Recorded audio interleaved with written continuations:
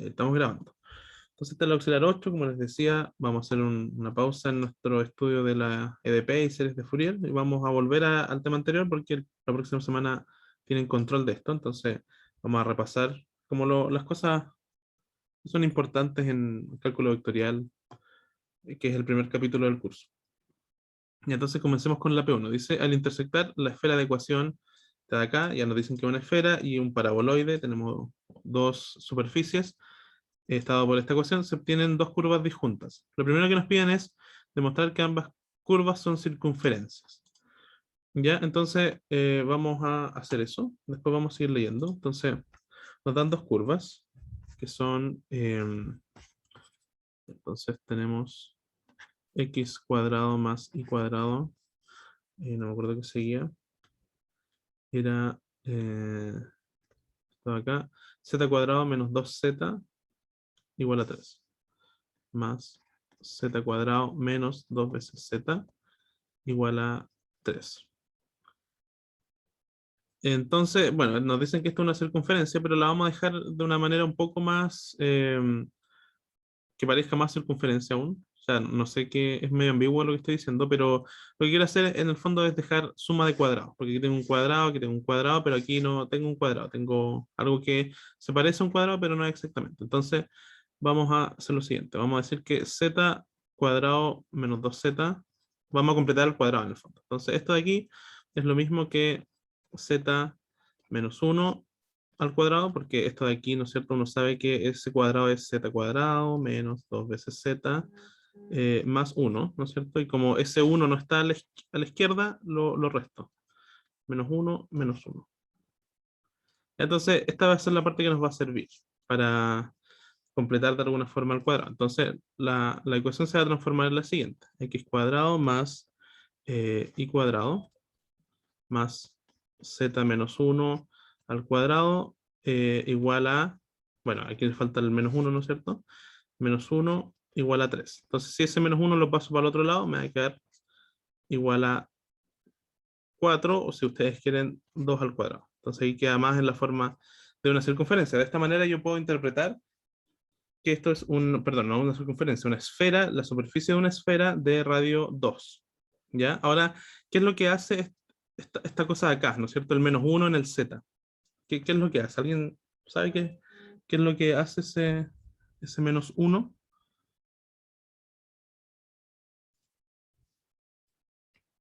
So, vamos a tratar de graficar esto. Vamos a poner aquí de la otra manera, ahí. Entonces vamos a tratar de graficar esta esfera, a ver de qué se trata. Entonces, ya tenemos nuestro sistema de referencia. Ah, bueno, hay cosas en el chat, así que leámosla. Dice, se mueve la esfera en el eje Z, exactamente. Se traslada como uno para arriba. Claro, exactamente eso.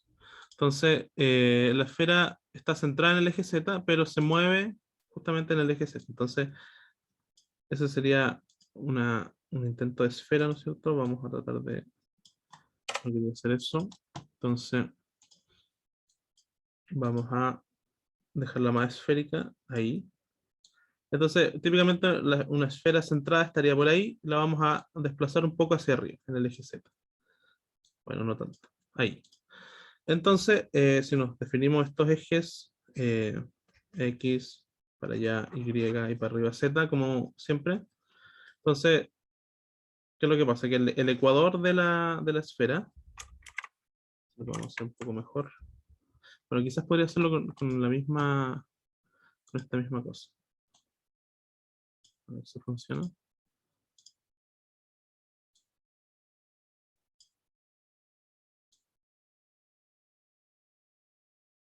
Ahí quedó bastante bien. Entonces, el ecuador, ¿no es cierto? Que va a estar justo acá por ahí, ¿no es cierto? Ese sería el 1. Ese sería como el dibujo de nuestra esfera. Una esfera que está corrida en el eje Z. Entonces,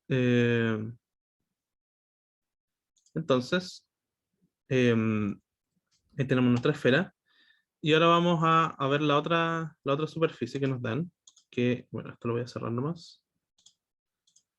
que era esta de acá, ¿no es cierto? X cuadrado más Y cuadrado más Z igual a 5. Ya nos dicen que es un paraboloide, pero ¿cómo podríamos darnos cuenta que es un paraboloide sin que nos dijeran? Bueno, vamos a tratar de ver eso. Entonces, era X cuadrado más Y cuadrado. Y aquí venía, no me acuerdo qué venía más Z igual a 5. Más Z igual a 5. Entonces, ¿cómo ver que esto es un paraboloide? Lo que uno hace aquí típicamente es reconocer, por ejemplo, que esto de acá es ρ cuadrado. Entonces, puedo hacer un cambio de variable, ρ cuadrado, em, más z igual a 5. Y luego puedo despejar z, ¿no es cierto? Y z me va a quedar 5 menos ρ cuadrado. Y si se fijan, esto de acá es la ecuación de una parábola. Entonces, si yo miro eso, vamos a hacer aquí esquemáticamente, después lo vamos a dibujar en 3D. Entonces, si yo miro z hacia arriba y para acá miro solamente ρ, ¿qué es lo que va a pasar? Que es una parábola que corta al eje z en 5. O sea, si este número es, acá es 5, tengo una parábola, ¿no es cierto? Una cosa de ese estilo. Entonces, pero el ρ vive en el eje, en el plano XY, entonces podría ser cualquier punto del plano XY. Por lo tanto, ahí lo vamos a hacer de esa manera en 3D, a ver si nos resulta. Vamos a tratar. Entonces, ya, siempre es buena idea dibujar estas cosas, así uno tiene más claro todo lo que está haciendo. Y a pesar de que uno podría no hacer nada de esto, o sea, podría partir trabajando las ecuaciones y llegar a los resultados, pero como que se pierde un poco la intuición de qué es lo que uno está haciendo. Entonces, buena idea graficar para hacernos una idea y así uno va más, digamos, no va tan a ciegas con lo que uno está haciendo. Ya, entonces, la misma idea, voy a tratar de poner acá el 5 entonces, y voy a hacer una parábola, una cosa como esa, para que por otro lado me quede simétrica, ¿ya? Entonces, pero es una parábola que está, es una parábola de revolución en el fondo, entonces uno podría hacerles aquí como unos cortes de ese estilo, ¿ya? Por ejemplo, acá uno podría decir, bueno, también pasa esto ahí y acá. Ya, eso es como más, no quedó tan bueno, pero bueno, se entiende la idea. Una parábola que va hacia abajo en el eje Z y que tiene esta pinta en el eje XY. Ya, entonces, después de eso, uno se pregunta, una interesante pregunta de por qué se forman dos curvas, porque en el enunciado nos dicen eso, ¿no? Se forman, eh, dice que se obtienen dos curvas disjuntas, y nos dicen que son además circunferencias, tenemos como demostrarlo. ¿Ya? Pero ¿por qué se forman dos curvas? Entonces, para eso es bueno como tratar de visualizar las opciones. Y vamos a graficarla en 2D nomás para que tengamos una idea. Entonces, en 2D, si yo tengo el eje, entonces vamos a hacer tres gráficos acá. Ya siempre es bueno tener estas ideas en la cabeza. Entonces, eso con esto. Ya, con eso estamos.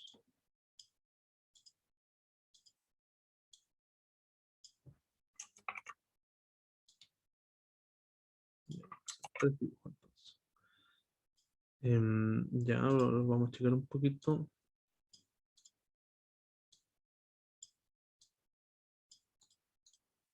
Y entonces vamos a hacer tres gráficos, como les decía, de tres casos que pueden pasar en el fondo. Y uno los puede ver esto más o menos fácilmente. Entonces vamos a graficar en 2D nomás.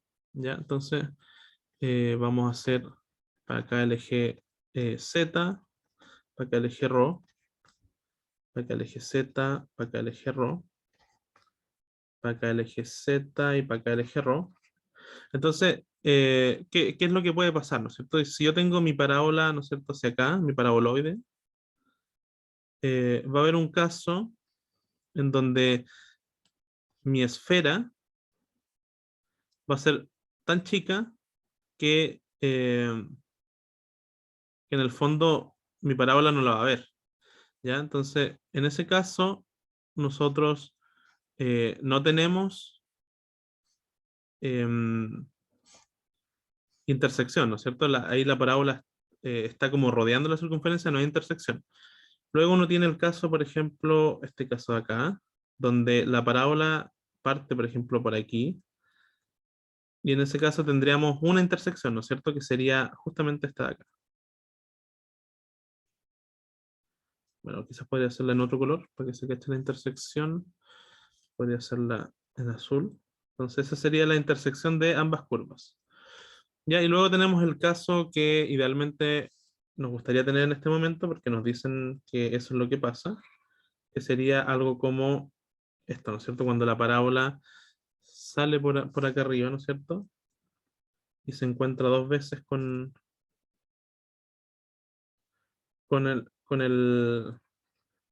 la esfera en el fondo. Entonces eso tiene dos intersecciones y tiene un círculo chiquito acá arriba, que bueno, ahí no quedó también el dibujo porque es chiquito, y otro acá abajo. Entonces esos son todos los casos. O sea, aquí tenemos cero intersecciones, aquí tenemos una intersección y aquí tenemos dos intersecciones. Lo ideal es que tengamos esta de acá, o sea, vamos a ver si se cumple eso. Entonces, una vez teniendo toda esa intuición, que es bueno tenerla para resolver estos problemas, vamos a ahora sí meternos con las ecuaciones derechamente. ¿Ya? Entonces, vamos a partir eh, vamos a escribir las dos ecuaciones. Entonces, x cuadrado más y cuadrado más, aquí era z menos 1 al cuadrado igual a 4. Y la otra era algo así como x cuadrado más y cuadrado. Aquí no me acuerdo qué venía, menos z o más z, no me acuerdo. Más z igual a 5. Más z igual a 5. Ya, entonces lo que uno puede hacer es restar ambas ecuaciones. En ese caso, ¿qué es lo que obtengo? Bueno, si resto, se me van a ir estas partes de acá. Me va a quedar z menos 1 al cuadrado eh, menos z igual a menos 1. Me queda eso de ahí. ¿Estamos bien? Sí, creo que sí. Ya, entonces, ahora z menos 1 al cuadrado. Después me va a quedar menos z más 1. Y si yo factorizo por el menos, ¿no es cierto? Me va a quedar z menos 1 igual a 0, ¿no es cierto? Entonces, aquí la factorización ya está lista, ¿no es cierto? Me queda z menos 1, factor común de z menos 1, sería el primer término, menos este de acá, que sería menos 1. Entonces, esto es igual a z menos 1, factor común de z menos 2.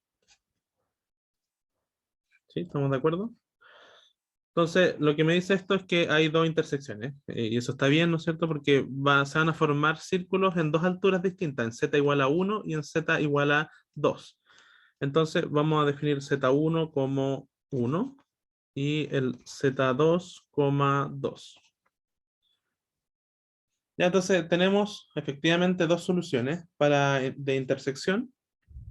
Y lo que nos piden después es demostrar que estos son círculos, o sea, eso es lo que nos piden en el fondo. Entonces, vamos a reemplazar ambas, z1 y z2, en cualquiera de las dos ecuaciones, nos va a dar el mismo resultado. Vamos a usar la de abajo porque es más sencilla, esta de acá. Entonces, si reemplazamos, partamos por el z igual a 1. Entonces, usamos un color distinto. Entonces, z1 igual a 1. ¿Qué es lo que pasa? Entonces, la ecuación se va a transformar en x cuadrado más y cuadrado. Eh, Aquí yo tengo que reemplazar igual a 1, ¿no es cierto? Entonces me va a quedar más 1 igual a 5, que esto es lo mismo que si yo lo paso para el otro lado me va a quedar igual a 4. Y eso uno sabe que es la ecuación de una circunferencia. Entonces uno dice, ah, mira, aquí tengo ecuación de circunferencia. Y de hecho puedo decir el radio. De radio, le vamos a poner R1 igual a 2. Ya, muy bien. Entonces, ahora veamos el otro caso. El otro caso lo vamos a hacer en rojo, entonces z2 igual a 2. Tenemos ese caso ahí. Entonces, en ese caso vamos a tener x cuadrado más y cuadrado. Luego venía z, que en este caso vale 2. Entonces, más 2 igual a, ¿y cuánto venía acá? 5. Estoy viendo ahí. Entonces, igual a 5. Si yo paso el 2 para el otro lado, me va a quedar igual a 3. Entonces, esto de nuevo es una ecuación de circunferencia, entonces digo, ok, ecuación de circunferencia,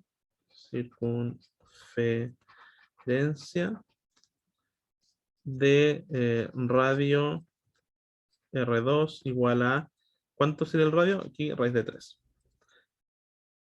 Entonces, efectivamente tenemos la intersección de estas dos curvas. En este caso genera la intersección de estas dos superficies genera dos curvas.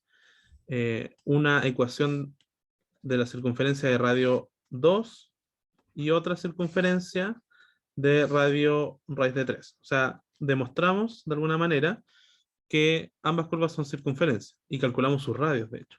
Entonces, luego nos dicen parametrice la circunferencia de mayor radio. Es decir, ¿cuál sería la de mayor radio? La de R1, ¿cierto? La de Z igual a 1. ¿Ya? Porque este es raíz de 4, este es raíz de 3. Entonces, más grande la de arriba. Y nos dicen, y sobre dicha curva calculen la integral de trabajo del campo vectorial este de acá, ¿no es cierto? Que es más o menos horrible. Cuando la curva es parametrizada en sentido antihorario, cuando es mirada desde arriba. O sea, ya, vamos a tener que parametrizar la curva de radio más grande, es decir, nos vamos a quedar con la parte azul. Nos vamos a quedar con esta parte de acá. Voy a cerrar un rato esto. Entonces, vamos a parametrizar esa ecuación. Entonces, de hecho, hagámoslo acá abajo. Entonces nos vamos a quedar, vamos a escribir la parametrización, es decir, un vector posición que me entrega todos los puntos de esa circunferencia. Entonces, el parámetro lo vamos a definir como un ángulo, porque vamos a usar coordenadas polares. Entonces, deberíamos tener una coordenada X que dependa de ese ángulo, que lo vamos a llamar phi, una coordenada Y que también dependa de ese ángulo, y una coordenada Z que idealmente también depende de ese ángulo. ¿Ya? Entonces, lo que sabemos de nuestra curva es que el Z es siempre el mismo, es 1. Ya, uno puede decir que 1 depende de phi, ¿no es cierto? Si lo graficamos, por ejemplo, Z en función de phi, uno dice, eso es una curva constante, depende de phi en estricto rigor. Ahora es constante, pero es una función de phi, uno puede decir eso. Luego, ¿cuánto valdría el X para esta curva de acá arriba? Si usamos coordenadas polares, sería 2 coseno de phi. El Y sería 2 veces seno de phi. ¿Ya? No sé si hasta aquí van entendiendo bien. Igual lo estoy haciendo un poco rápido porque es una materia que, como que ya eh, vimos, pero cuéntenme si se van cachando, si se entiende la idea o si vamos más lento.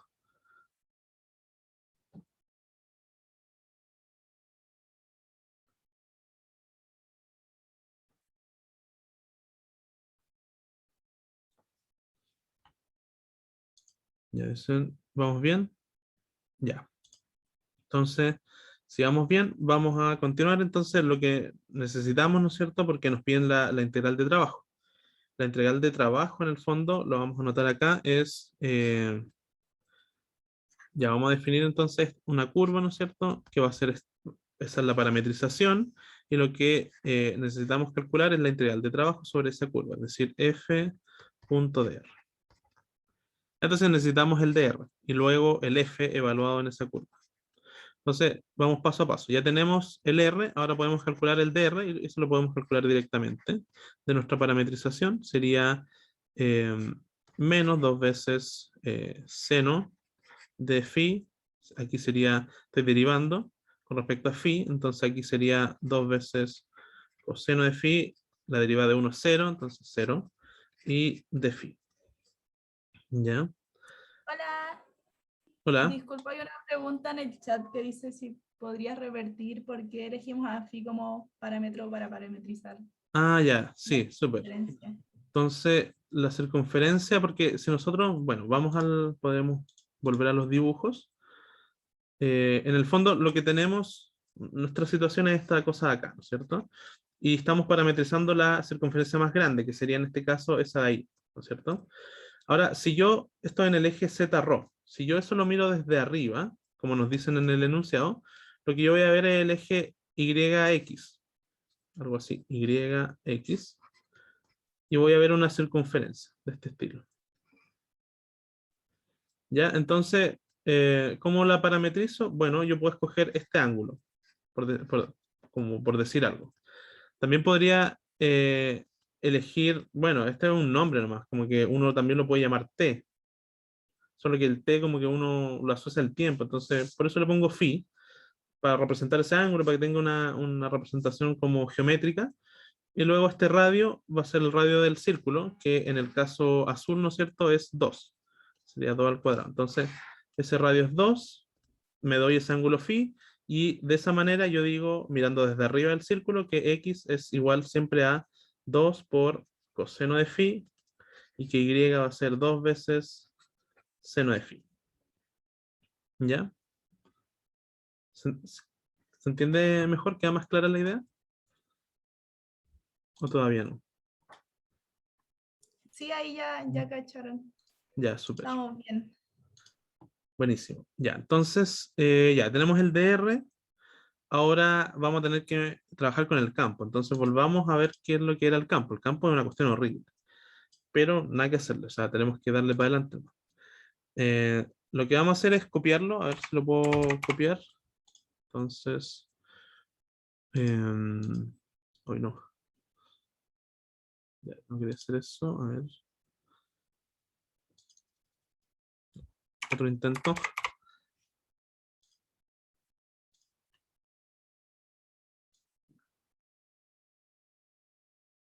Entonces,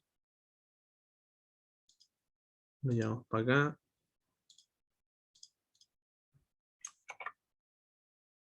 Ya, entonces ese es el campo. De manera genérica nos dan el campo de coordenadas cartesianas, al menos no tenemos que hacer transformación de coordenadas ni nada.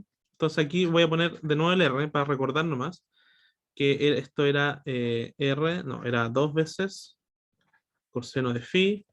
Aquí era el Y era 2 veces seno de phi y Z era 1. Ya, entonces lo que tengo que hacer para hacer mi producto punto, ¿no es cierto?, de f punto dr, ya tengo el dr, pero tengo que primero evaluar el campo en la curva. Ya, y la curva tiene esta parametrización. Entonces, vamos a calcular esa evaluación. Entonces, f evaluado en la curva, tengo que reemplazar el x de mi parametrización, o sea, donde va x, tengo que reemplazar 2 coseno de phi, donde va y, tengo que reemplazar 2 seno de phi, y donde va z, tengo que reemplazar 1. ¿Ya? Entonces vamos a hacer eso. Entonces, aquí ese producto de ahí me va a quedar 4 veces coseno de phi, seno de phi. Luego tengo 2 veces x menos 1, es decir, 4 veces coseno de phi menos 1. Luego tengo x por z, es decir, x por z, es decir, 2 veces coseno de phi. Factor común de x más 1, que sería 2 veces coseno de phi más 1. Y por último, en la parte z, tengo x por y. De nuevo ahí tengo un 4 veces coseno de phi, seno de phi. Luego tengo este paréntesis que es x más 1, es decir, 2 veces coseno de phi más 1. ¿Ya? Si se fijan es horrible, pero al final no nos va a quedar tan complicado. Entonces, tengo eso ahí. ¿Ya? Y podremos traer aquí el dr. El dr que ya lo habíamos calculado era menos 2 veces seno de phi, 2 veces coseno de phi y 0 de phi. Y entonces ahora podemos hacer el producto punto entre, entre estas dos cosas, ¿no es cierto? Lo que nos interesa es f evaluado en la curva, punto dr, para pasar nuestra integral. Entonces lo que vamos a tener que hacer es multiplicar s con este, sumarlo a la multiplicación de este con este y sumarlo a la multiplicación de este por este. Si se fijan, el último término, la última multiplicación que tiene que ver con los componentes z de cada vector, es decir, cuando hagamos s por este, se va a cancelar, porque este de aquí vale 0. Entonces eso ya es bueno, o sea, esta parte de aquí no va a afectar nuestra integral, va a ser irrelevante, solamente van a afectar ese término y este término. ¿Ya? Igual no es menor, pero es menos que si aquí tuviéramos una función de phi. ¿Ya? Entonces, vamos hacer ese cálculo, entonces vamos a escribir acá f evaluado en phi, o sea, evaluado en gamma, punto dr. Y vamos a escribir acá abajo el resultado, porque va a ser igual más o menos largo. Entonces, hay algo en el chat dice, ¿el dr es la derivada de la parametrización? Sí, con respecto al parámetro. ¿Ya? O sea, lo hicimos acá, estaba aquí, es esto de acá. En el fondo es, esto es lo mismo que dr a de phi por de phi. ¿Ya? Donde el dr a de phi sería esta parte de acá. ¿Ya? Sí, alguien justo lo escribió ahí, dr a de phi por de phi. Sí, exactamente eso. Entonces, ya, entonces ahora tenemos que hacer las multiplicaciones. Partamos por el primer término, este por este de acá. Entonces, me va a quedar menos, cuando junte estas cosas me va a quedar 8 veces, el 2 por el 4 da 8, me va a quedar un coseno de phi y tengo 2 veces seno, entonces seno cuadrado de phi y luego este paréntesis de acá que sería 4 veces coseno de phi menos 1. Ya, y tendríamos el primer término. Para hacer producto punto, luego tengo que sumar los otros, es decir, ahora tengo que sumar ese multiplicado con este de acá. Entonces, en ese caso tendríamos más, 2 por 2 es 4, coseno por coseno es coseno cuadrado, y me queda un paréntesis que sería 2 veces coseno de phi más 1. Ya, ahí tendría de hecho lo puedo escribir arriba, entró increíblemente, entonces, para que quede más ordenado, estamos ahí. Ya, entonces, ¿qué corresponde hacer ahora? ¿Qué creen ustedes cuál sería la idea ahora? ¿Qué podríamos hacer? Entonces, ahora lo que vamos a hacer es integrar. O sea, en el fondo, em, lo siguiente. Entonces, nos piden la integral sobre todo ese camino, ¿no es cierto? Curva de f.dr. Entonces, esto es lo mismo que ya hicimos el producto punto, ¿no es cierto? Está acá arriba. Entonces, va a ser una integral de línea, porque tiene solo un parámetro. Pero aquí me falta algo, me falta el de phi.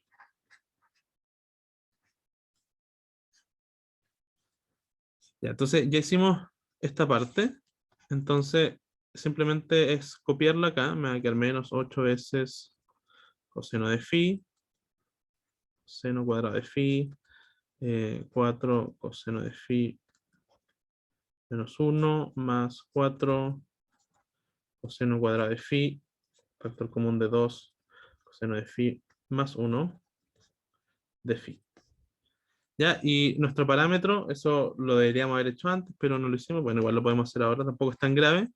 Que cuando nosotros definimos esta parametrización acá, uno tiene que definirse dónde vive nuestro parámetro. Ya, eso es buena práctica, definirme al tiro en dónde vive mi parámetro. Entonces, para eso puedo volver a este esquema que hicimos acá. Entonces, si yo quiero recorrer todo, todo el círculo, toda la circunferencia, ese parámetro phi va a tener que partir en cero, ¿no es cierto? Que sería para este punto de acá, y llegar hasta 2pi.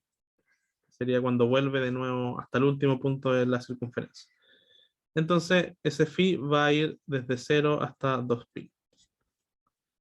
Entonces, eso me define, por supuesto, los límites de la integral, porque estamos integrando en toda esa curva. Entonces, va a ir desde 0 a 2pi.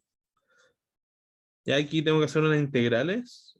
Vamos a tratar de hacerlas. No sé si valga mucho la pena. Bueno, intentemos hacerlo. A ver si sale algo. Entonces, lo que vamos a hacer es expandir todos los paréntesis. Por ejemplo, aquí tenemos un 4 coseno menos 1. Eso lo vamos a expandir. Entonces, ya. Entonces, vamos a calcular varias integrales. Entonces, la primera que nos va a quedar es lo siguiente. Nos va a quedar menos. em, bueno, aquí tengo un 8 por un 4, ¿no es cierto? Eso da como algo así como 32. Pero lo vamos a dejar como 8 por 4. Ya, 8 por 4. La integral de 0 a 2pi de coseno de phi, seno cuadrado de phi, y luego cuando multipliquemos por ese coseno me va a quedar aquí otro coseno. Entonces, esa sería la primera integral.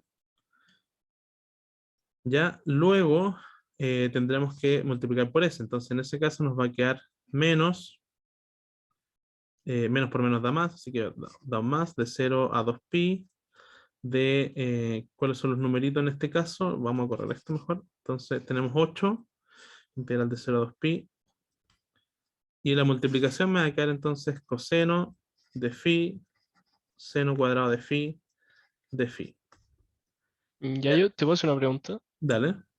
que se me olvidó porque si 2phi no está, perdón, si 2pi no está dentro de los valores que puede tomar phi, ¿por qué si hay que incluirlo en integral? Ah, ya, porque es una propiedad de la integral y es que uno tenía que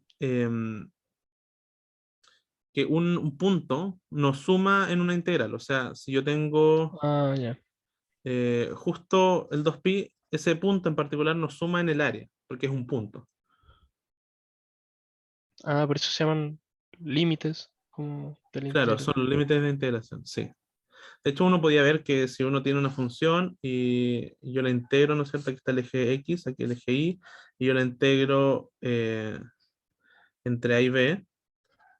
Esta es una propiedad de la integral, que si yo calculo la integral de así como abierto, es lo mismo que si yo lo calculo con uno cerrado, que puede ser uno, el A, por ejemplo, o también puede ser así, Ah, cierto. y también puede ser ambos cerrados. En ambos casos el área da lo mismo, porque lo que agrega incluir o no incluir es una línea, que sería esa línea de ahí, y esa línea no tiene área. Uno dice que tiene medida cero en el espacio de las áreas, porque es una línea, entonces no suma áreas, por lo tanto la integral se ve inalterada. Si yo incluyo o no lo incluyo. Cierto. Gracias. Dale. Entonces, lo que estábamos haciendo era expandir estas cosas. Entonces ya tenemos, esta parte ya está lista. Ahora nos queda esta parte de acá. Aquí vamos a tener dos integrales más porque aquí tenemos un paréntesis con una suma. Entonces, hagámoslas acá abajo y vamos a tener, hagamos esta primera. Entonces, es ahí. Nos va a quedar entonces más la integral de 0 a 2pi. Tenemos un factor 4 y tenemos un coseno cuadrado de phi. Aquí tenemos un 2, entonces pongamos el 2 acá. Y tenemos otro coseno, entonces coseno en vez de 2 va a ser a la 3 de phi. ¿Ya? Y ahora vamos a hacer este de acá.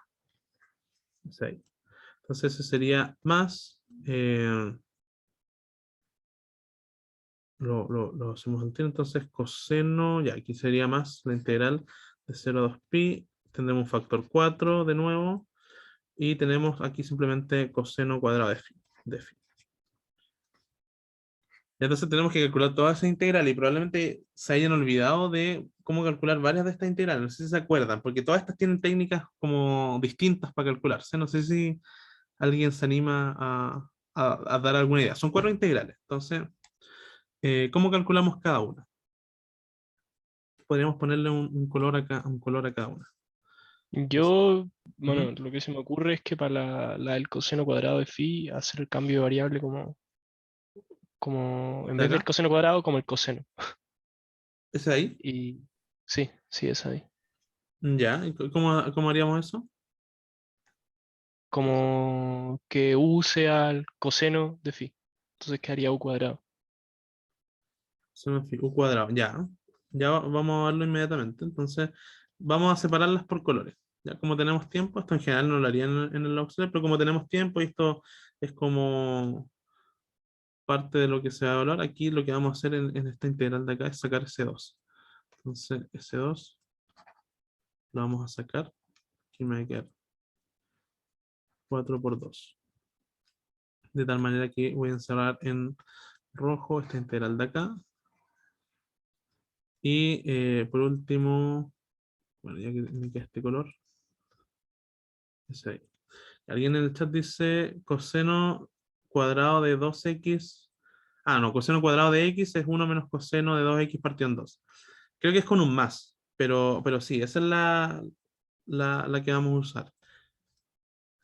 Entonces, sí, vamos a usar eso, de hecho. Vamos a usar la que alguien puso en el chat. De ahí vamos a explicar por qué. Y por qué no podemos usar la sustitución de coseno igual a u, en este caso, que sí la vamos a usar en otro caso. Entonces partamos por la azul. ¿Ya? La azul, y la escogí con el 4 por una razón en particular.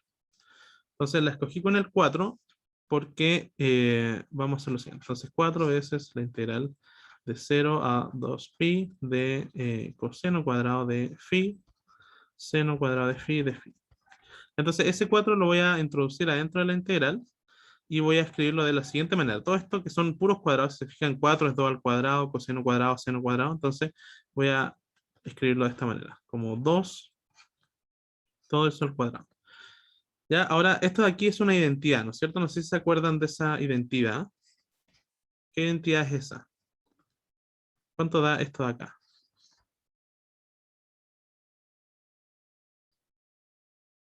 ¿Se acuerdan? Seno de 2phi. ¿Alguien lo dijo en el chat? Perfecto. Entonces, eso ahí es justamente seno de 2phi. Y eso está al cuadrado. O si quieren, seno cuadrado de 2phi. De phi. Ya, entonces, cuando tenemos algo así, una función trigonométrica, ya sea seno o coseno al cuadrado, y está solita, entonces, en ese caso, tenemos que utilizar estas sustituciones de acá, que las voy a anotar quizás en otro color, como un paréntesis, para que las tengan presentes. Siempre aparecen en los controles en esta parte del curso, entonces es bueno tenerlas a mano, porque, bueno, ustedes la pueden calcular en Wolfram, obvio que sí, pero el desarrollo es necesario que esté en el control.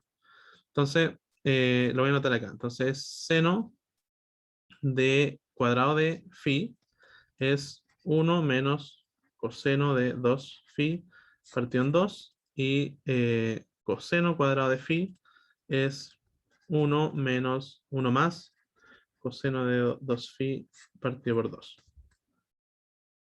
Ya esas identidades son súper útiles. Entonces en este caso tenemos 2phi, así que aquí el coseno nos va a quedar de 4phi.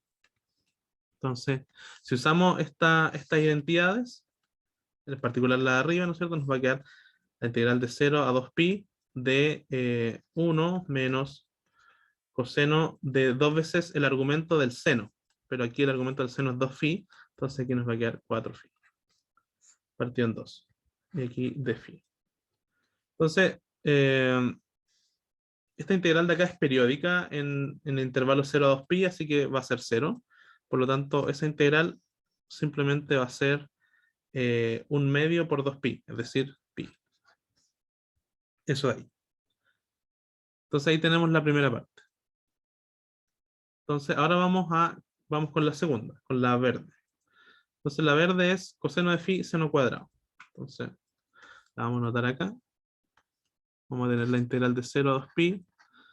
Era coseno de phi seno cuadrado de phi. Creo que era así. Vamos a ver si estamos en lo correcto. Sí, exactamente. Entonces aquí tenemos que usar otro sistema, ¿ya? El de antes no nos va a servir mucho. Entonces aquí lo que podemos hacer es esa sustitución. El seno de eh, phi igual a u, por ejemplo. ¿Ya? De tal manera que, bueno, lo voy a escribir al revés. Voy a escribir como u igual seno de phi. De tal manera que el du me va a quedar coseno de phi de phi. ¿Ya? ¿Y por qué aquí sí podemos usar el anterior? Porque cuando nosotros hacemos este cambio de variable y calculamos el du, aparece la derivada del seno. Entonces, cuando uno tiene senos y cosenos, es bueno utilizar este cambio de variable. Ya, si uno tiene solamente el seno al cuadrado, por ejemplo, como era anteriormente, conviene usar cuando uno le baja el grado. Aquí conviene, como tenemos senos y cosenos, utilizar esta parte de acá. Entonces, esto se va a transformar en la integral de coseno por de phi es el du. Estamos acá. Entonces tenemos el du y el seno cuadrado es u cuadrado. Entonces me queda u cuadrado de u. ¿Ya? Y los límites aquí son medio particulares, ¿no es cierto? Porque uno se pregunta cuánto vale u cuando, a ver cómo lo anoto esto, seno de 0, ¿cuánto vale seno de 0? Es 0, ¿no es cierto? Entonces el límite inferior para u va a ser 0. ¿Y cuánto vale seno de pi? Vale también 0. Entonces el límite superior de esta integral también es 0, por lo tanto, bueno, esta integral va a valer 0. ¿Ya? ¿Estamos?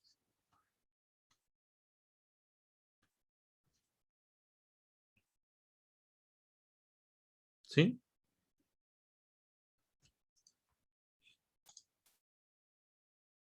Ya. Entonces, ahora vamos a ver de nuevo, nos quedan dos integrales, vamos con la roja. Ya, la integral roja. Ya, entonces, ¿cómo vamos a calcular esa integral? Vamos a hacer lo siguiente. Entonces aquí hay que usar una astucia, ¿no es cierto? Entonces la integral roja era la integral de coseno a la 3. Entonces cuando uno tiene coseno a la 3,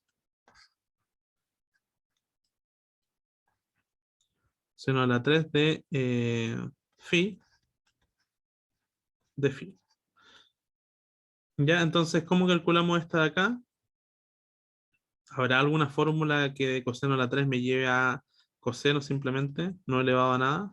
Bueno, sí, creo que las hay, pero podemos hacer algo mejor también. Alguien dice, ya, claro, alguien puso en el chat, coseno a la 3 también tendría una identidad, pero no recuerdo.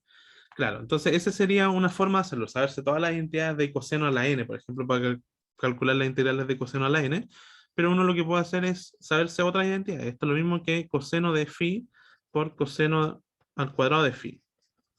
¿Ya? Entonces, eh, ¿en qué se va a transformar esto? Aquí es 2pi, no sé por qué le puse hasta pi, y aquí arriba también. Aquí nadie me dijo nada.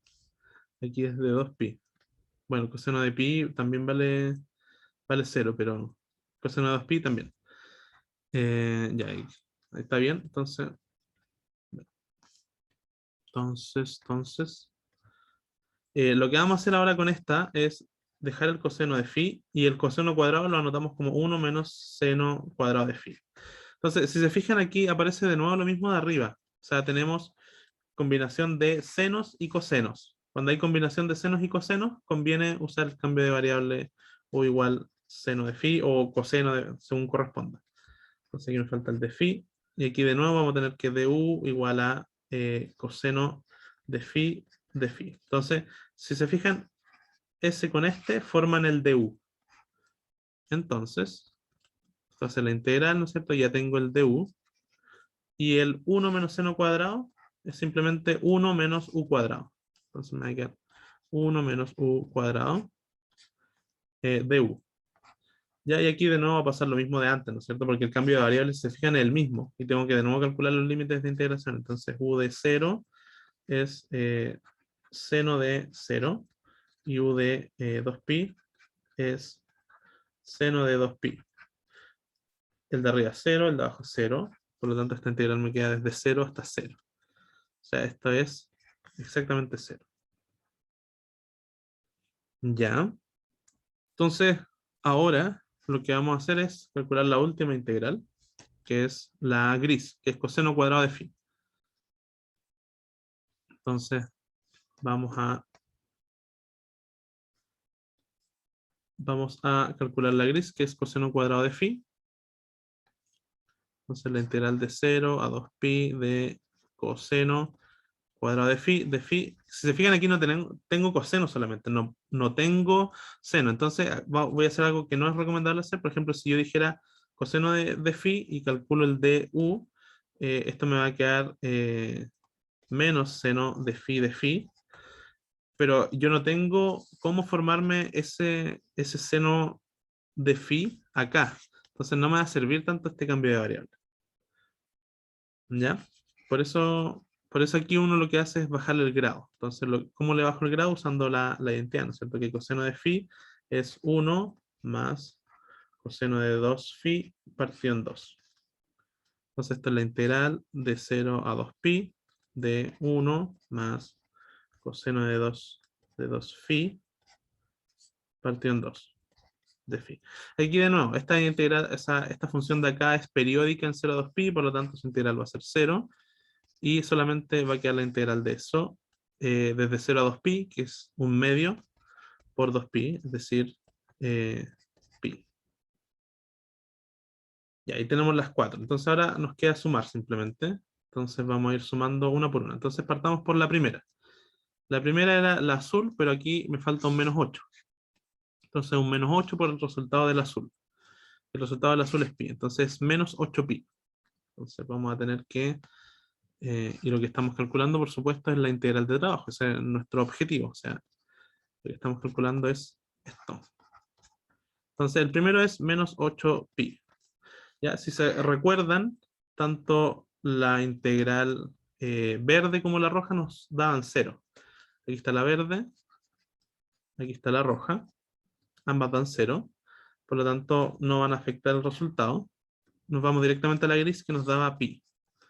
Pero había un prefactor, ¿no es cierto? El prefactor era ese 4 de ahí.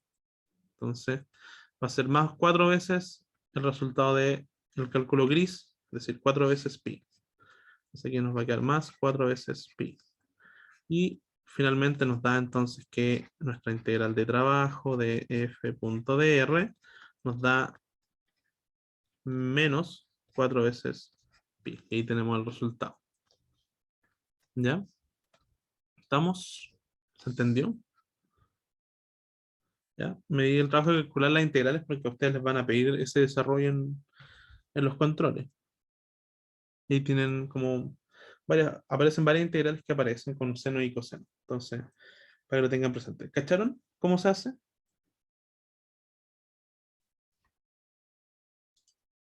Oye, en la primera creo que tenías el menos 8 por 4. Sí, faltó en verdad. Sí, sí, Me sí, pero, parece. ajá, pero es que fíjate que cuando hicimos el cálculo de la integral, metimos el 4 en la integral Ah, ya. para formar la identidad. Ya, ya, ya. Ya. Entonces, ¿más dudas, consultas? ¿Entendieron? ¿Se cachó la idea?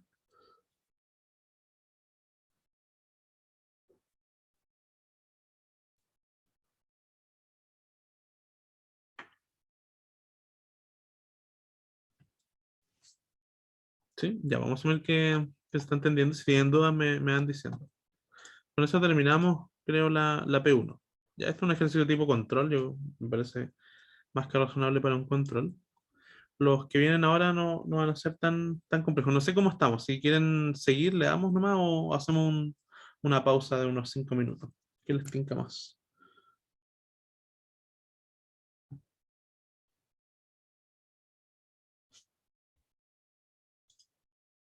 ¿Le damos nomás? Así quizás terminamos antes. ¿Seguir? Ya. Ya, entonces sigamos nomás. Los que vienen ahora no son tan complicados. Entonces, hagamos la P2. Dice, sea S es una superficie. Por supuesto, son todos los puntos en R3 tal que satisface esta ecuación. X cuadrado más Y cuadrado igual a Z cuadrado y Z entre 0 y 4. Entonces, ¿qué tipo, qué superficie es esta? ¿Alguien sabría decirme qué superficie es esta de acá?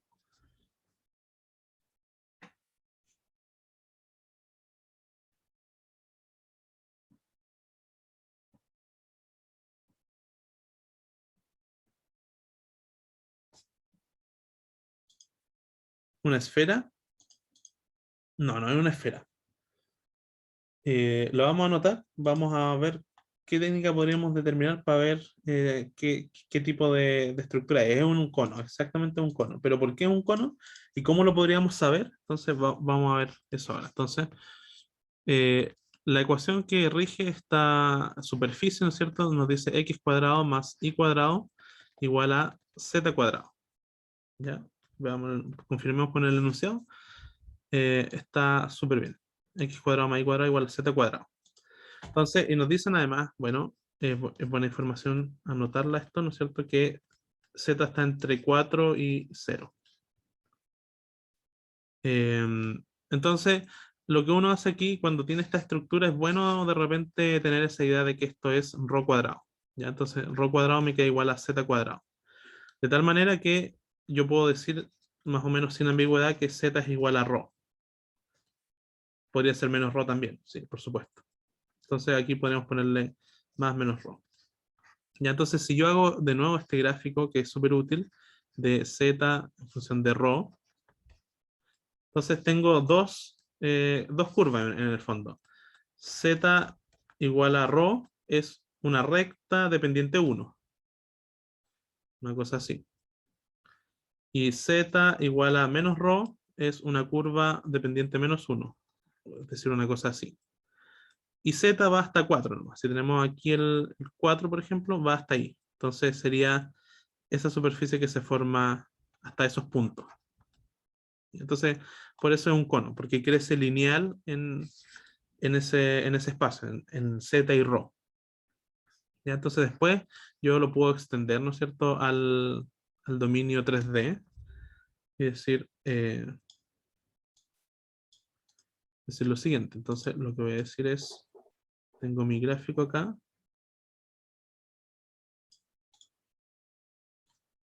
Y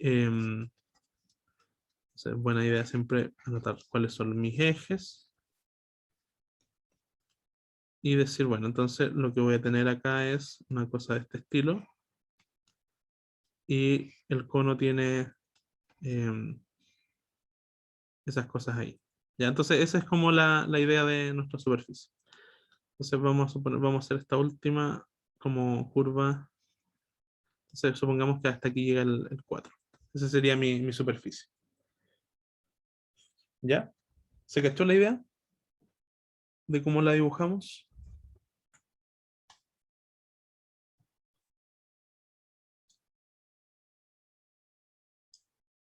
Ya, vamos a asumir que sí. Entonces, lo que nos dicen es calcular el trabajo de este campo, que es más sencillo que el anterior, afortunadamente, en esa superficie S, que es, bueno, en el fondo es el manto del cono. Es el manto del cono, o sea, sería todo lo que está rodeando. ¿Cómo calcularían esta integral? Lo que nos piden en el fondo es f.ds en toda esa superficie, que sería esa superficie S de ahí. ¿Cómo calcularíamos esa, esa integral de flujo en el fondo? Donde f era 1 menos 2x y z. ¿Cómo calcularíamos esa integral? Divergencia de Gauss. Ya, usando el teorema de la divergencia. Entonces, claro, eso es una muy, muy buena idea. Y la razón es la siguiente. Entonces, hay que usar Gauss, exactamente. ¿Por qué? Porque a pesar de que el campo no es tan complicado y la superficie es tampoco tan complicada, igual, por ejemplo, el vector normal de esa superficie iría así, ¿no es cierto? En esa dirección. Aquí, por ejemplo, iría para acá. Tampoco va a ser tan trivial de parametrizar esa superficie del cono. Entonces lo que vamos a hacer es cerrar nuestro cono. Entonces lo vamos a separar en superficie. Entonces vamos a usar los colores, yo creo que es buena idea. Entonces la tapa la vamos a hacer roja. Vamos a agregar como esa parte que no estaba incluida y la vamos a llamar tapa. Entonces esa es la superficie T. Y por otra parte tenemos nuestro manto, ¿no es cierto? Que eso ya es donde nos piden calcular en el fondo en nuestra superficie S. ¿Ya? Esa es nuestra superficie S. Ya, pues entonces uno sabe qué podemos hacer, cómo planteamos la integral que queremos en términos de Gauss. Entonces, como tenemos una superficie cerrada, uno puede decir lo siguiente. Entonces vamos a calcular, vamos a plantear las integrales en términos de Gauss. Entonces uno dice, vamos a notar aquí el teorema de Gauss. Me dice que la integral en un dominio de la divergencia de f de b es igual a la integral de f en la superficie, cuando la superficie es el borde de ese volumen. Ya, entonces, aquí tenemos un volumen encerrado, ¿no es cierto? Tenemos un volumen finito en una superficie cerrada que se parametriza con dos curvas que son cualitativamente distintas, la T y la S. ¿Ya? Entonces, si nosotros planteamos Gauss para nuestro problema, nos va a quedar que vamos a tener, pongámosle omega al dominio, al dominio, al volumen que encierra todo este cono, ¿no es cierto?, con la tapa. Entonces vamos a tener que calcular la divergencia de F en el volumen, y eso nos va a dar la integral de flujo en todo el borde. Entonces, como hay dos superficies cualitativamente distintas, tenemos una integral en la tapa y tenemos otra integral de flujo en el manto, que sería esta de acá, S. ¿Ya? Y lo que nosotros queremos en el fondo es esto de acá. ¿Ya? Pero parametrizar esa superficie en el manto es un poco complicado. No así, por ejemplo, la tapa. Parametrizar esa tapa es mucho más sencillo, es una circunferencia, es un círculo de hecho. Entonces, lo que vamos a querer hacer es dejarlo en términos de esa integral. Entonces, para eso igual tenemos que ver cuánto vale la divergencia de F. Entonces, partamos por calcular la divergencia de F. Entonces, vamos a notar aquí el F, era 2x menos 1, que era así. No, era 1 menos 2x, y y z. Entonces, la divergencia de F es, bueno, aquí lo vamos a notar de forma esquemática, la derivada de la componente x con respecto a x más la componente y con respecto a y más la componente z con respecto a z. Entonces, la derivada de la componente x, es decir, esta parte de acá con respecto a x, me da menos 2. La derivada de la componente y, es decir, y con respecto a y, me da 1. La derivada de la componente z, es decir, z, con respecto a z, me da 1 también. Entonces, menos 2 más 1 me da 0. Entonces, sorpresa, esta cosa de aquí vale 0. Podríamos haber calculado la divergencia antes y eso no hubiera dado un incentivo extra para usar el teorema de la divergencia, pero ya con lo anterior era suficiente porque podríamos dejar eso en términos de cosas más calculables. Ya entonces, ahora, teniendo eso de ahí, podemos dejar esta simplemente como menos calcular la integral de flujo en la tapa. Es decir, nos va a quedar que la integral que queremos calcular, es decir, la integral de S del flujo, es igual a menos la integral en la tapa del flujo. Ya, entonces la tapa es mucho más sencillo de parametrizar. Alguien dice, es verdad lo que dijiste de siempre calcular la divergencia de las fuerzas primero. Claro, sí, es buena idea. Eso nos da un incentivo extra para calcular, usar ciertos teoremas. ¿Ya?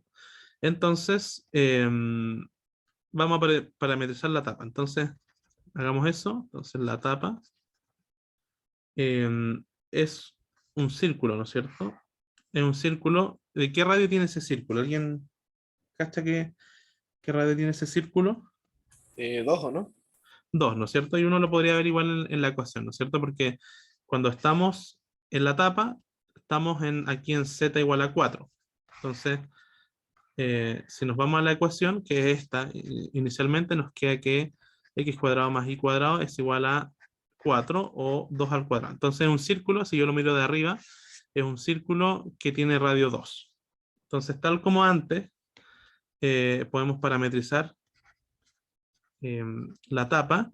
Sin embargo, fíjense que antes teníamos una curva, era una circunferencia, ahora tenemos un círculo, es decir, no es solamente la circunferencia, es todo lo que tiene al interior también. Es decir, esto es una superficie, por lo tanto, antes tenía solamente un parámetro que era phi, ahora vamos a ponerle dos parámetros porque es una superficie.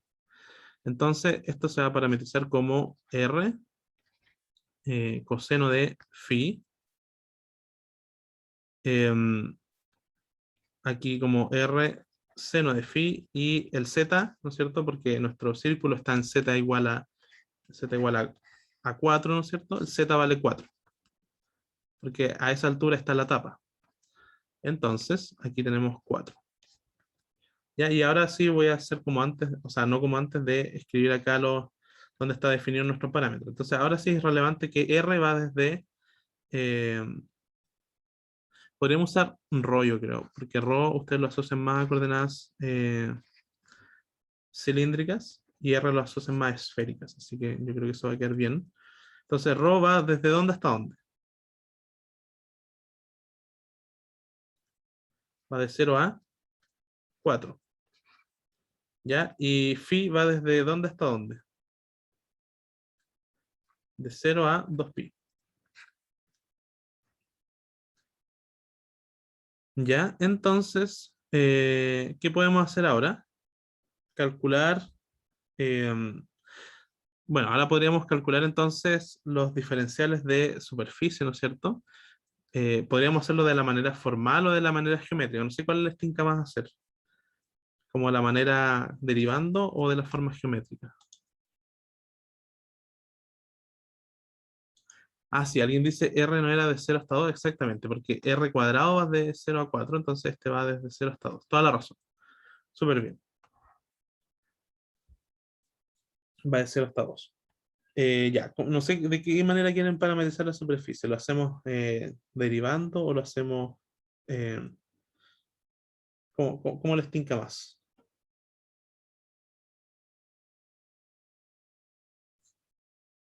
¿Cuál les interesa saber? ¿Cuál no, como que no han cachado muy bien?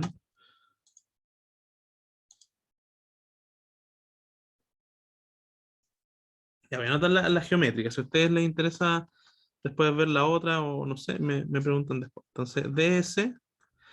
Entonces, para hacer la geométrica, uno lo hace así como más o menos a mano. Entonces, hay una duda en el chat, lo voy a responder antes de continuar. Dice, ¿por qué era hasta 2? ¿Ya? Porque en el fondo, cuando estamos en z igual a 4, eh, cuando estamos en z igual a 4, nosotros reemplazamos aquí z igual a z igual a... Sí, esto está... Espera, ya, estoy confundiendo ahora. Denme un segundo. Entonces, creo que lo hicimos mal. Ya, porque el enunciado nos dice desde z va desde 0 hasta 4. Por lo tanto, creo que ya estaba bien con el resultado anterior. Entonces, cuando reemplazamos aquí z al cuadrado, aquí nos va a quedar 16. O sea, nos queda 4 al cuadrado. Entonces, nos queda que ρ va a tener que ir desde 0 hasta 4, porque de hecho z es como ρ. Alguien dice, ¿cómo sé cuándo aplicar Gauss o Stokes o Green o simplemente no aplicarlo? Esa es una pregunta igual complicada, pero hay cosas que uno puede uno ver eh, desde el cálculo de las cosas. Entonces, por ejemplo, ¿cómo sabíamos que aquí tenemos que aplicar Gauss? Hay dos cosas que a mí me parecen que son como un buen indicador de que aquí podríamos usar Gauss.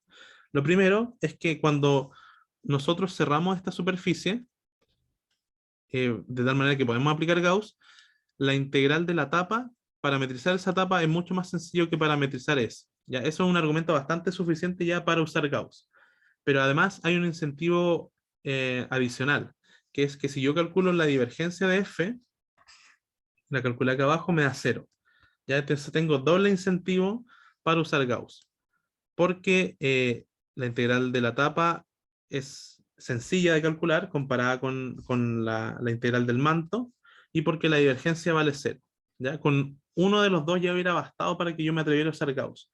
Pero si no tengo ninguno, por ejemplo, si la divergencia de este campo fuera bastante horrible y además esta etapa fuera difícil de parametrizar, entonces no vale la pena. ¿Ya? Gauss se usa para simplificar los cálculos. Esa es como en el fondo la idea. ¿Ya? En general, simplificar mucho, porque si lo hacemos directamente, el cálculo sería mucho, mucho más complicado. Esos son como los indicadores. De la misma manera para Stokes, uno calcula el rotor de un campo, y dice, bueno, si esto me da 0, un muy buen incentivo para calcular usando Stokes. Si esto me da una constante, también es una buena idea usar Stokes. Ahora, si me da algo complicado, no es muy buena idea. Si me da algo muy complicado, no va a ser tan buena idea usar Stokes. ¿Ya? Esos son como indicadores más o menos útiles para decidir si usar o no un teorema del cálculo integral. Y ahí vamos a volver de nuevo a ver la parametrización, porque me había confundido. Entonces, nos dicen que z va desde 0 hasta 4. ¿Ya? Entonces, cuando estamos en z igual a 4, ahí tenemos nuestra tapa. y si reemplazamos en nuestra ecuación, nos queda esto de acá, ¿no es cierto? Nos queda 16. Por lo tanto, rho va hasta 16. O sea, perdón, rho cuadrado va hasta 16, porque aquí tengo rho cuadrado igual a z cuadrado, pero rho entonces va a ir hasta 4, o sea que estaba bien mi límite anterior. Ya, entonces hay más dudas en el chat. Alguien dice, yo lo veo como que Stokes relaciona línea con superficie y divergencia de superficie con volumen. Ah, claro, esa es otra cosa importante que no la mencioné, que sí, eso es súper, súper importante y tal como lo planteas, que Stokes relaciona línea con superficie, eso es muy importante, y la divergencia de superficie con volumen. Ya, entonces en este caso teníamos una superficie. Si la cerramos, podemos tener un volumen acotado. Entonces ahí podemos usar la conexión eh, con Stokes en el fondo. O sea, perdón, con Gauss. Sí, eso es súper importante. Alguien dice, ¿qué condiciones deben cumplir en general estos teoremas? Entonces, la condición general, bueno, para Gauss es más sencilla que para Stokes. La de Gauss es que, ¿dónde está? Creo que lo había anotado por acá aquí está. Ya, entonces, este es el teorema de Gauss y lo que tiene que pasar es que eh, F sea C1, F C1 en omega, ¿ya? ¿Y por qué tiene que ser C1 en omega? Porque si no, estas derivadas no existen. ¿Ya? Para Stokes es parecido, porque el teorema de Stokes es del tipo así, ¿no es cierto? Punto, y aquí tengo una integral de línea de F punto de R. Ya, entonces, yo aquí tengo que calcular una derivada. Entonces, lo que tiene que pasar, creo que aquí es un poquito más exigente la hipótesis, pero en el fondo es que eh, esté bien definido en omega, ¿ya?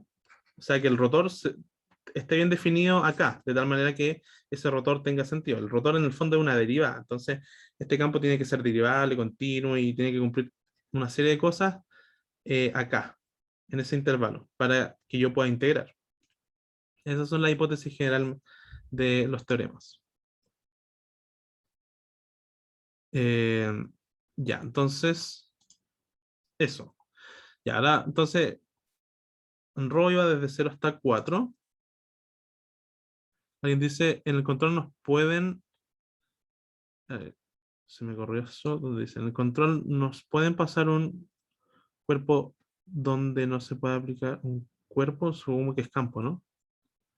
Un cuerpo donde no se puede aplicar Stokes. Eh, Supongo que es como campo en la palabra, ¿o no? Sí, sí, es que no sabía cuál era la palabra exacta como a lo que se aplica Stokes, pero en el fondo sí, nos pueden pasar un campo en el que Stokes no Ujú. quede bien definido, o como que no tiene mucho sentido eso. Sí, sí, sí, sí, sí, tiene mucho sentido, porque por ejemplo, de hecho eso es un problema bastante como recurrente. De hecho, por eso Stokes es como más, hay que tener más cuidado. Gauss es como que generalmente funciona, pero no siempre igual. El problema, ¿qué pasa, por ejemplo, con el campo de la P3? Por ejemplo, uno partió en rho, teta, z en catón. Entonces, si tengo ese campo, eh, uno partió en rho. Ah, se cae en rho igual a cero. Sí, pues este se cae en rho igual a cero. Entonces, ¿cuál es el problema?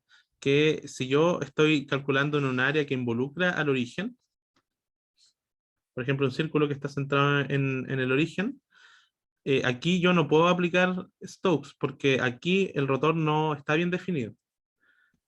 Entonces, por ejemplo, yo Ah, podría aplicar Stokes en un anillo, en esta zona de acá. Ahí estaría bien. O en un es círculo que esté como, fuera del origen. Ahí también puedo aplicar Stokes porque está bien definido el rotor. esto es como lo que pasaban en mecánica, me acuerdo que era como una espiral que iba bajando, o sea, que iba como que el flujo iba hacia abajo, por así decirlo. Entonces como que no sería como cerrado, o no sé si esa es como la manera de verlo. No cacho muy bien a qué te refieres con lo de la espiral. Como que en el fondo está definido en todo menos en cero. Claro. Y entonces como que el flujo como que no es cerrado, como que se va cayendo, por así decirlo. Claro, sí, uno podría, más que nada, por ejemplo, en física aparece en los campos, por ejemplo, cuando uno tiene el campo de una carga puntual, uno tiene algo así como Q, no me acuerdo las constantes, creo que era un 4pi, pero va algo de ese estilo. Entonces, ¿qué es lo que pasa? Que lo que uno dice es que aquí hay como un sumidero de campo. Entonces, como que hay una generación de campo y de hecho esto diverge en el punto R igual a cero. Entonces ahí uno no puede aplicar bien Stokes en particular. Por ejemplo, uno Gauss se lo puede aplicar porque de hecho uno aplica Gauss para esto. Ahí funciona bien. Pero Stokes como que se cae con las singularidades, mucho, ¿ya? Con ese tipo de singularidades. Ahora, no sé si eso como que está relacionado con tu duda. Quizás me fui por otro lado. No, sí, esa era mi duda, era como si era normal que se cayera Stokes. Y veo que sí. Sí, Stokes, de hecho, Stokes se cae más veces que Gauss, porque Gauss, por ejemplo, aquí cuando tenemos una singularidad, igual funciona. Em, Stokes no. No sé qué más Ya. les podría decir. Bueno, de No, hecho eso. Gracias. pueden ver en los apuntes los teoremas, si se fijan, la hipótesis del teorema de Stokes es mucho más restrictiva. Yo aquí lo escribí o sea, como que me salté todos los pasos, pero en el fondo, ¿dónde está? Déjenme ir al teorema de Gauss. Y el de Stokes está más atrás. Entonces, ¿dónde está? No, era más adelante. Ya acá. Creo que está acá. Ya, entonces aquí yo les dije, bueno, igual es media tricky la respuesta que les di. Le dije que la divergencia tiene que estar definida acá para que el teorema de Gauss funcione, y eso es cierto. Y eso se transforma en que f tiene que ser de clase C1. ¿Ya? Y aquí les dije que el rotor tiene que estar definido en omega, y eso también es cierto, ¿ya? Pero la existencia de este rotor requiere, creo que un poco más que ser de clase C1, como que la divergencia vale menos, o sea, en el fondo cuesta menos, con menos hipótesis se logra que el rotor esté bien definido acá. Y para que el rotor esté bien definido en ese intervalo, o sea, en ese dominio, está en la hipótesis de la puntilla, no me acuerdo exactamente cuáles eran, pero tenía que ser clase C1, eh, no me acuerdo qué más, y creo que involucraba también el borde, una cosa así.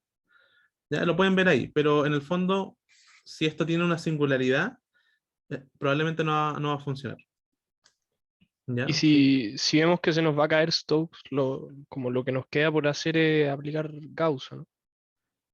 Claro, esa sería una idea, pero en general, si te cae Stokes, como que lo que vais a tener que hacer es calcular esta integral de acá nomás. Ya. Ah, ya. Ya, Eso de ahí. gracias. Ya, entonces, ¿qué es lo que vamos a hacer? Ya, lo que estábamos haciendo en nuestro cálculo era, ya esto lo voy a sacar esta página. Entonces estábamos acá y lo que yo les iba a decir, vamos a parametrizar la superficie de forma geométrica. Entonces, el ds vector, primero vamos a darle la dirección, ¿no es cierto? Estamos viendo la tapa. Entonces, la tapa, ¿para dónde va la normal? Va en z tongo, ¿no es cierto? Va para arriba. Entonces, SDS va a ir en z tongo. ¿Ya? Y nuestros parámetros son de ρ y de phi. Entonces, de ρ, de phi. ¿Ya? Y tengo que aplicar aquí los factores de escala, es decir, h ρ, h phi. Entonces, ¿cuánto vale h ρ? ¿Se acuerdan? Vale 1. H ρ vale 1. ¿Cuánto vale? Perdón, aquí los dos parecen ρ, ese es phi. Entonces, ¿cuánto vale h phi? Vale ρ. Entonces me queda esto de acá. Me queda ds entonces igual a ρ de phi en z tongo. Entonces, si se fijan, el campo no era tan complicado, pero tengo que evaluarlo. Entonces, f de era 1 menos 2x, aquí era y aquí era z. Ahora, si se fijan, uno ya se puede adelantar un poco, porque al final yo tengo que calcular f.ds para hacer mi integral de flujo.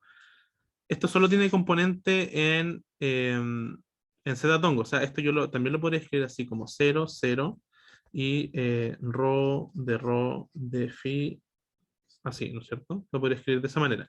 De esa manera queda más claro, ¿no es cierto?, que al final del campo solamente va a importar la componente en z. ¿Ya? Pero igual lo vamos a hacer completo porque en otras cosas podría importar también las otras componentes. Entonces, lo que vamos a hacer ahora es evaluar el campo en nuestra superficie. Entonces, para eso tenemos que evaluar en esta parametrización de acá. O sea, esto correspondería a mi X, esto de acá es mi Y, este de aquí sería mi Z.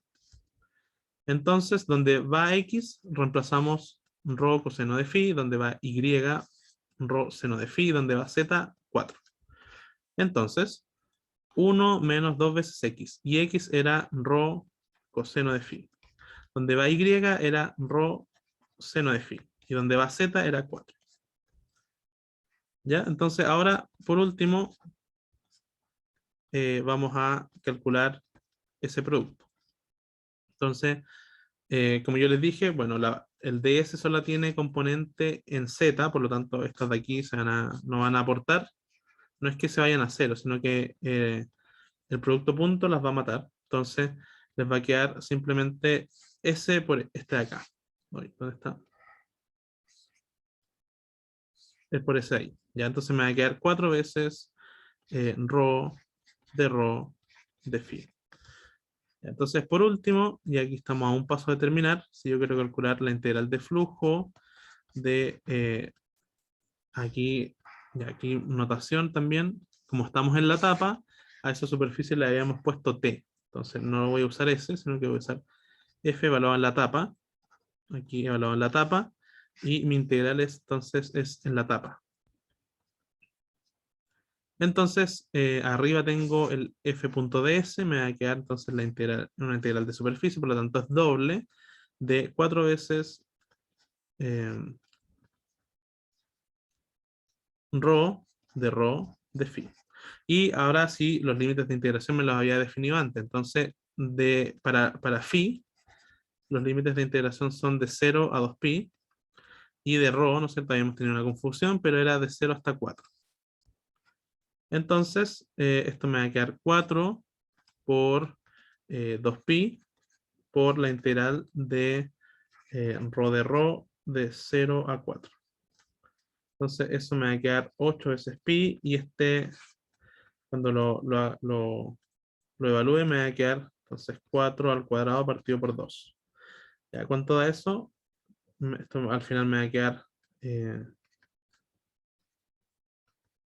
4 a la 3 por pi. No me acuerdo cuánto es 4 a la 3. ¿Ustedes se acuerdan cuánto es 4 a la 3? 64, ¿no? ¿Me pueden confirmar? Yo no me acuerdo mucho de esto. Creo que sí, 64.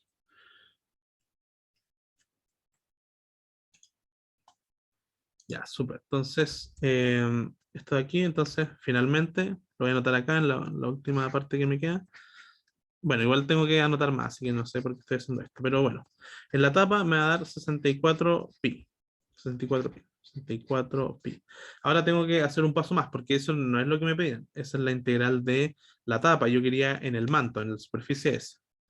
Entonces, ¿dónde tenía mi ecuación? Aquí. Entonces, si yo quiero em, la integral de flujo en S, lo único que tengo que hacer a la integral que ya calculé en la tapa es ponerle un menos. Entonces, ahí finalmente ya aquí terminamos. Decimos que la integral que queríamos, que es la integral de flujo en el manto, es simplemente menos 64 pi. Y tenemos entonces nuestra integral de flujo calculada. Eso sería la P2. ¿Ya? ¿Estamos? ¿Se cachó la idea? No caché por qué la integral de rho era hasta 4, no era hasta 2. Sí, es que habíamos tenido una confusión con eso y tenía que ver Pero en con la última parte. en la última Cuando parte. sea. Sí. Acá, Sí.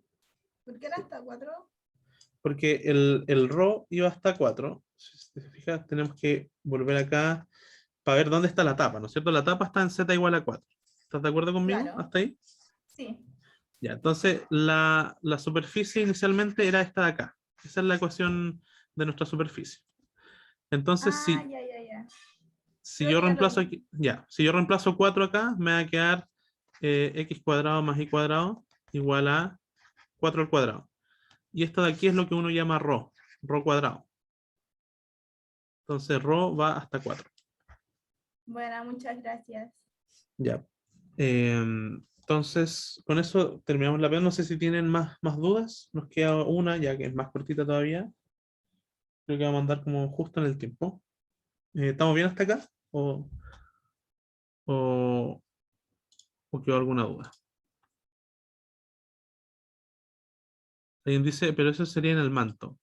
Lo del manto sería lo que calculamos aquí, ¿no es cierto? En el manto es lo que calculamos acá. Esa sería la del manto. La de la tapa es la que calculamos justo antes. Esta es la de la tapa, 64pi. ¿Ya? Pero por Gauss uno tiene que la del manto, que es la que está acá a la izquierda, es menos veces, o sea, menos 1 por la integral de la tapa. Entonces lo que hicimos nosotros fue calcular la de la tapa y para obtener finalmente la del manto, entonces la multiplicamos por ese menos 1 y entonces nos queda menos 64pi, la de el manto. ¿Ya? Alguien dice, los factores h, ¿de dónde sacaste su valor? Ah, esos son como conocidos, en verdad. Como que uno los puede usar como conocidos. Uno dice, sabiendo que h rho vale tanto, vale 1, pero uno también los puede calcular. ¿Ya? Y la forma de calcularlo es la siguiente. Entonces, lo que uno hace es lo siguiente. Uno toma, por ejemplo, este vector de acá, y si yo quiero calcular h sub rho, es simplemente de R a D rho, y eso en el módulo. Ya, ese sería el factor de escala. El módulo y por supuesto, el h sub phi sería el módulo de R a D phi. Ya uno los puede calcular de esa manera. Y ahí te da que este vale 1 y que este de acá vale rho. Alguien dice, Green entra en el control. Entra el control. Yo diría que sí es parte, porque en el fondo Green es una aplicación particular de Stokes, así que en el fondo yo diría que sí. Ahora puede entrar como Stokes simplemente. Ahora sí, directamente va a haber una pregunta donde haya que aplicar exactamente Green. Bueno, no lo sé en verdad. Pero sí, yo creo que sí es parte de los contenidos del control al menos.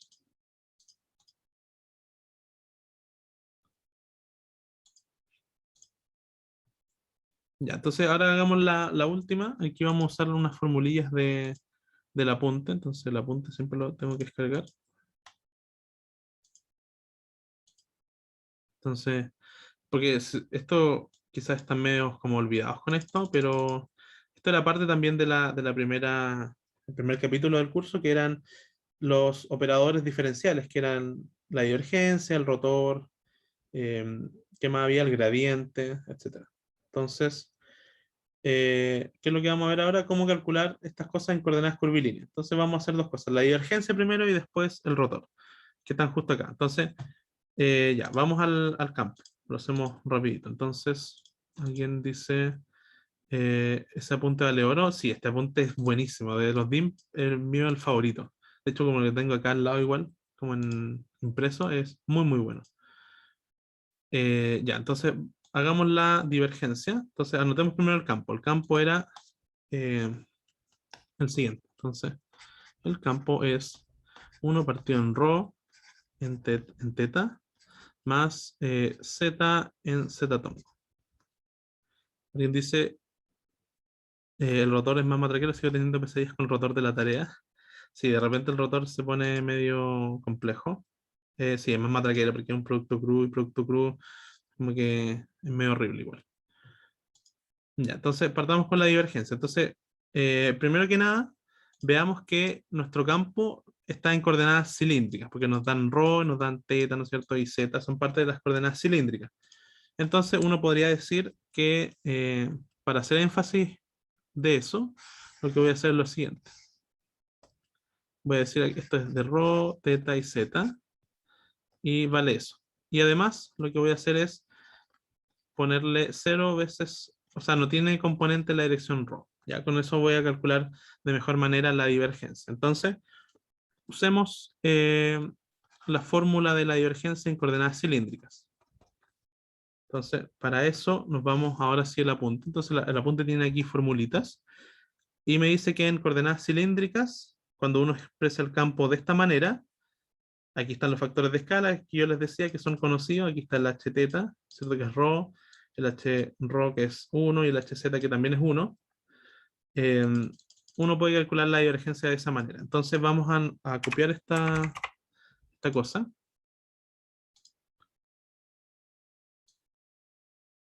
Ya, ahí. Entonces, vamos a borrar esto, lo vamos a copiar acá y después vamos a calcular. Entonces, si se fijan, la divergencia de ρ, o sea, perdón, de f, hay que calcular, hay que tener en cuenta todas estas componentes, ¿no es cierto? La componente ρ, la componente θ y la componente z. Ya, entonces, la componente ρ vale 0, ¿no es cierto? Es ese de ahí. La componente θ vale 1 partido en ρ. Y la componente z vale z. ¿Ya? Entonces, con eso uno ya puede ver que, por ejemplo, este término de aquí va a valer 0. Porque aquí voy a tener 0. De la misma manera, f θ vale 1 partido por ρ, es decir, no depende de θ, por lo tanto, este también va a valer 0. Y este de aquí va a sobrevivir, ¿no es cierto? Porque me va a quedar entonces de 1 partido en ρ, que es el término de acá, por de a de z, de fz, que es z, por ρ. Entonces, al final estos ρ se van a cancelar y me va a quedar simplemente 1. ¿Ya? No fue tan complicado, creo. ¿Se entendió? ¿Cómo calculamos la divergencia?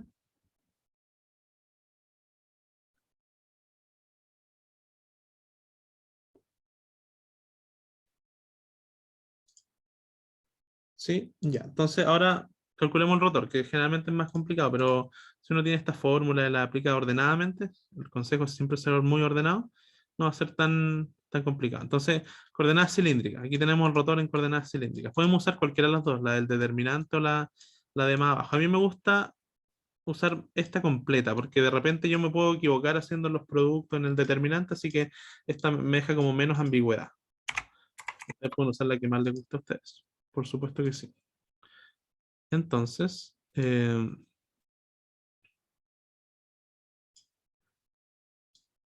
voy a copiar esto. Acá. Entonces, aquí esto es el rotor de F. Ya, y teníamos que F-ρ, aquí lo voy a anotar de nuevo, ya lo estaba más arriba, pero para que lo tengamos acá, Fθ era 1 partido en ρ, y Fz era z. Entonces, ya, entonces aquí vamos a ir descartando términos. Entonces, Fz es z, no depende de θ, así que es 0. Fθ vale 1 partido en ρ, no depende de z, por lo tanto 0. O sea que no hay componente en ρ tampoco. Fρ vale 0. Entonces ya ni siquiera tengo que preguntarme si depende o no de z, esto ya vale 0. Fz vale z, no depende de ρ, vale 0. Aquí, Fθ vale 1 partido por ρ. Entonces después se va a cancelar con ese ρ de acá, me va a quedar 1, así que igual va a dar 0, pero eso lo vamos a ver con más detalle. Y después Fρ vale 0, entonces este término de aquí vale 0. Igual vamos a hacer el término completo de acá con un poco más de detalle. Entonces, partamos. Entonces, 1 partido en ρ, voy a escribir este término de acá. Me va a quedar d a d ρ, de ρ por f teta. F teta es 1 partido en ρ, por 1 partido en ρ. Menos de f ρ, o sea, 0. O sea, este término ya vale 0. No es necesario que siga calculando eso. Entonces, este quería hacerlo con un poco más de detalle porque no es como el menos trivial de por qué sería 0. Entonces, este ρ con este ρ se va a cancelar y me va a quedar entonces 1 partido en ρ, la derivada con respecto a ρ de 1, que eso es una constante, por lo tanto vale también 0. Igual a 0. Entonces, finalmente, el rotor de f vale 0. Ahora entonces, aquí hay una cuestión importante que les quiero decir a propósito de lo que estamos hablando adelante, y con esto ya terminamos. Entonces, yo les decía que un incentivo para usar teoremas integrales, por ejemplo el de Stokes, era que el rotor valiera 0. Eso es un muy, muy buen incentivo. Sin embargo, este tiene un pero. ¿Ya? A pesar de que esto es un muy buen indicador para, por ejemplo, usar Stokes con este campo que nos dan, hay un pero, ¿no es cierto? Y es que el campo, si nosotros lo recordamos, era 1 partido en ρ en teta tongo más z en z tongo. Entonces, tiene una singularidad en el origen. Entonces, si hay una superficie que contenga el origen, por ejemplo, este círculo centrado en el origen, aquí yo no puedo utilizar Stokes, por más que el rotor valga 0. O sea, necesito que ese punto no esté incluido. Entonces, como yo les decía antes, puede ser en un ¿cómo se llama? En un anillo, o puede ser en una superficie que no contenga el origen. Por ejemplo, este círculo que está corrido hacia la derecha en X, aquí yo perfectamente puedo usar Stokes con ese campo. Y sé que el rotor aquí vale 0. Entonces, me va a servir. Si tengo una superficie, cualquiera sea, que incluye el origen, aunque valga 0, no puedo usar Stokes, porque la hipótesis del teorema no se satisface. ¿Ya? Para que lo tengan presente. Eso, y con eso terminaríamos. No sé si tienen alguna duda antes de cerrar la sesión. ¿No? ¿No hay dudas? ¿Estamos bien? ¿Se cachó la idea? Ya, entonces, si estamos bien, lo dejamos hasta aquí. Espero que les vaya súper bien en el control la próxima semana, estén tranquilos. Igual si tienen dudas durante el fin de semana o durante la semana, los próximos días, me mandan un correo, les voy a tratar de responder tan pronto como pueda. ¿Ya? Así que eso, nos vemos la próxima semana. Chau, chau.